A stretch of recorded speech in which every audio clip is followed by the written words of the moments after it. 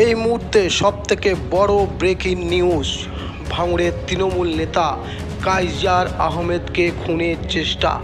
সেই ছবি আপনারা দেখতে পাচ্ছেন সিসিটিভির মাধ্যমে।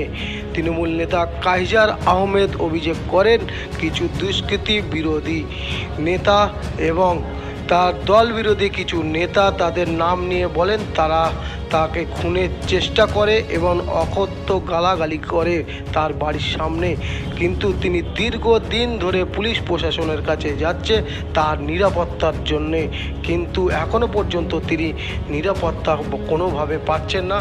তাই তিনি আরও বেশি চিন্তিত, যে কোনো সময় তিনি খুন হতে পারেন এমনই অভিযোগ করলেন ভাঙড়ের তৃণমূল নেতা কাইজার আহমেদ।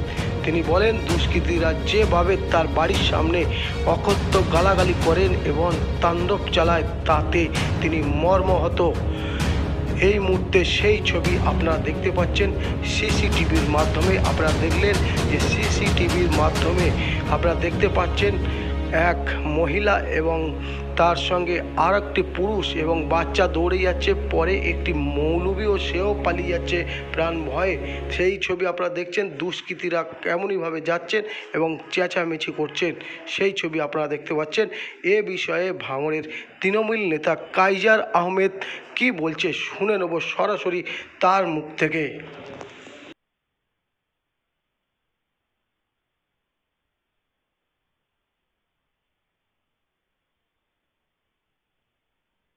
এই একটুখানি আগে 30-40 জনের একটা টিম, যার নেতৃত্বে ছিল বাহারুল ইসলাম এবং সাবরুল ইসলাম রিন্টু, এরা দুই ভাই আমার বাড়ির সামনে এসে গালাগালি খেস্তাখিস্তি করে আমাকে খুন করবে, মার্ডার করবে বলে একদল দুষ্কৃতী নিয়ে মানে বিশ্রী ভাষায় গালিগালাজ করে গ্রামের লোকজন সব ছুটে পালাচ্ছে। এরা আমাকে খুন করার চক্রান্ত করছে। আমি বারবার বলছি, পুলিশ প্রশাসনের কাছে দ্বারস্থ হয়েছি, কমপ্লেন করেছি, তারপরেও এরা অ্যারেস্ট না হয়ে বাইরে ঘুরে বেড়াচ্ছে। আমি প্রশাসনের কাছে অনুরোধ করব এদের বিরুদ্ধে ব্যবস্থা নেওয়া হোক।